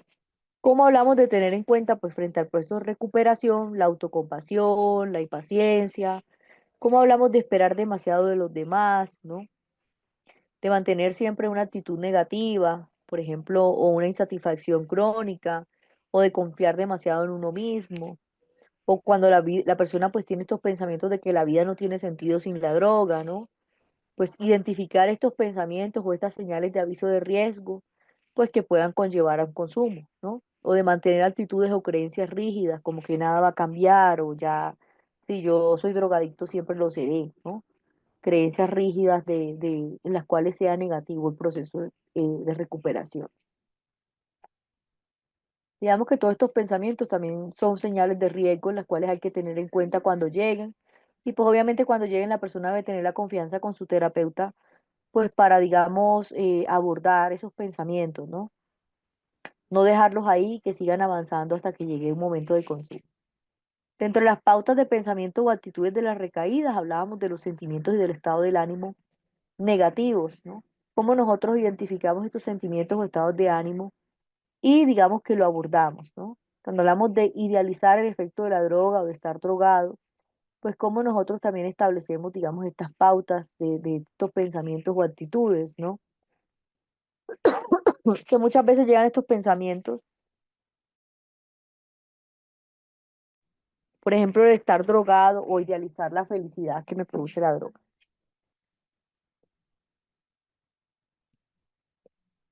Hay otro que es poner a prueba el control personal, que es que obviamente pues hay que identificar pues estas actitudes de las recaídas, no es necesario ponerme a prueba, ¿no? Ponerme a prueba, digamos, si me puedo controlar o no. Ese deseo de gratificación pues también toca identificar, obviamente, cuando lleguen estos pensamientos. Y cuando hablamos, digamos, de que la persona pues pueda tener estados de ánimo positivos, también hay que, digamos, intervenirlo, porque muchas veces, pues la persona cuando tiene ese estado emocional alto, pues puede conllevar a que haya consumo, ¿no? Ya sea alto o bajo.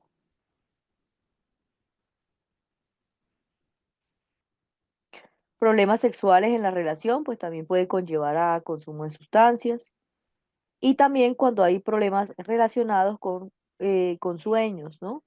Con sueños donde había consumo, donde ya la persona empieza a manifestar como esos recuerdos, ¿no? Que es lo que puede conllevar pues al consumo.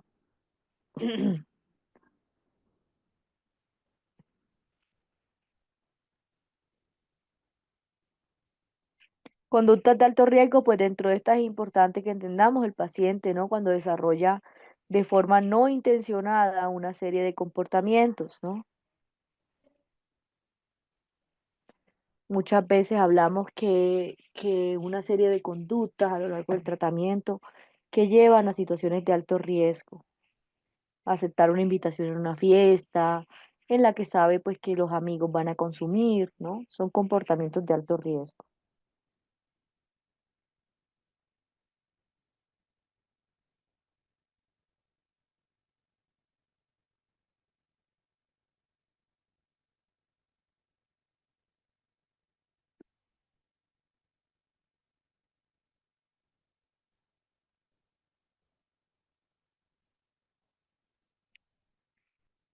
¿Tienen alguna pregunta, alguna duda sobre lo que hemos expuesto el día de hoy?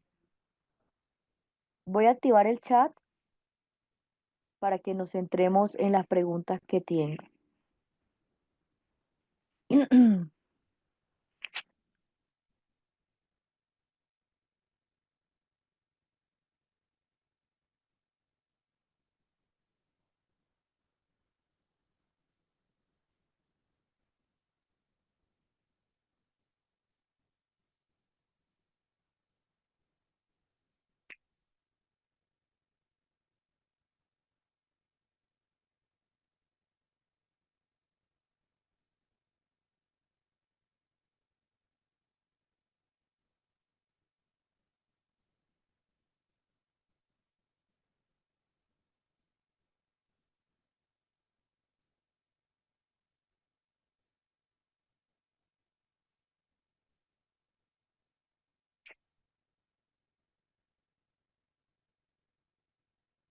Por acá me dice, ¿cómo se promueve el tema de las adicciones no siendo de la psicología en las escuelas? Una pregunta muy interesante y yo creo que digamos, generar un conocimiento de los riesgos que hay, ¿no? Yo creo que acá cuando hablamos de prevención podemos, digamos, apoyarnos de personas que tienen estos conocimientos médicos, que de pronto sepan de temas de toxicología, ¿no? Que de pronto pues ellos nos puedan brindar pues esta información.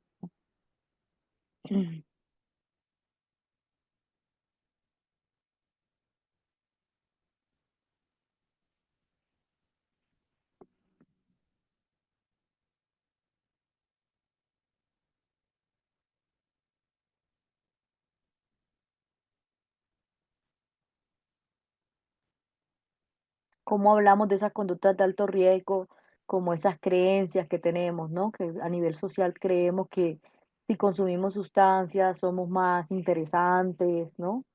Somos unas personas más positivas.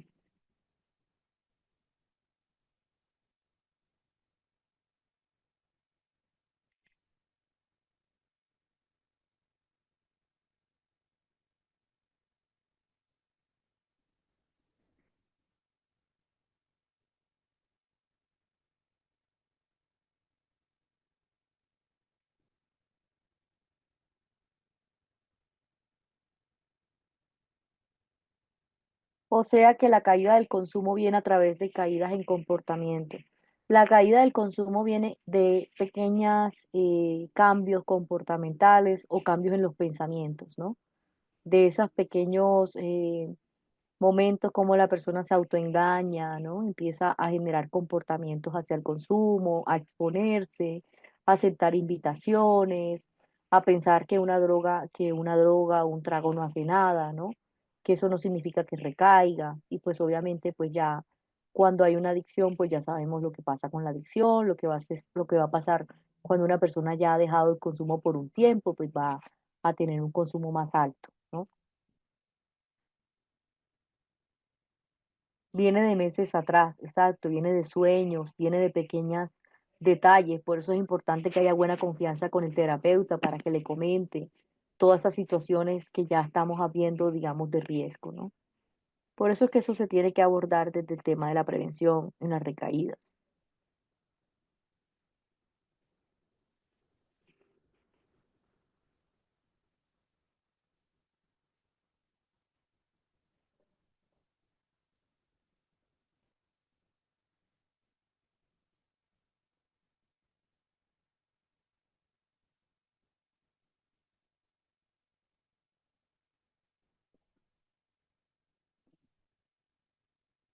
Desde mi punto de vista, se le tiene que hablar primero sobre las secuelas del consumo y sensibilizar que se trata de la prevención de las recaídas y de explicarle el proceso. Si es, hay que explicarle el proceso, hay que explicarle las dificultades que hay a nivel del pensamiento, a nivel del comportamiento, ¿no? Para que, digamos, tenga en cuenta esto antes de exponerse a una situación de riesgo.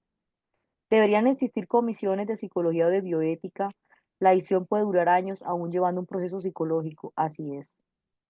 Las adicciones llevan años a nivel desde los pensamientos sociales, ¿no?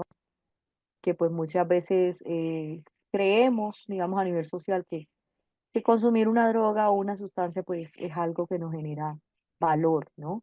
Como persona en la sociedad, que no somos aburridos cuando consumimos.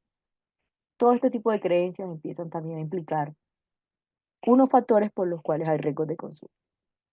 La recaída empieza emocional, el alejamiento espiritual y por último la copa de la droga. Es que cuando hay recaídas a niveles emocionales, también vemos que hay recaídas, digamos, de todo tipo de vínculo, tanto el terapéutico, tanto la parte médica, empiezan a ahondar incluso a abandonar los procesos, digamos, en los cuales pues tienen esas intervenciones grupales también.